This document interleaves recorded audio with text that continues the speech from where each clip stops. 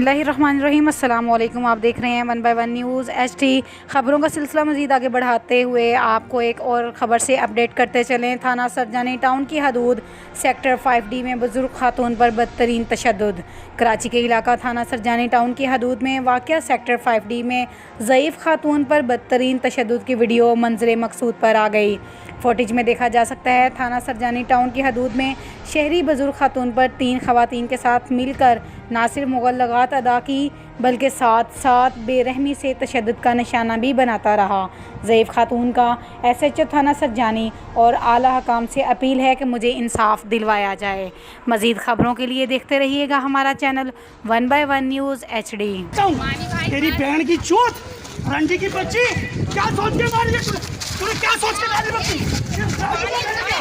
राजू का घर है तेरी माँ की कोस रंडी कंजरी की लोड़ी तेरी माँ का बोला तेरी मैं माँ को इसको निकालो बाहर निकालो इसको लाओ बाल बाल पड़ेगा भाला रंडी के इसकी माँ का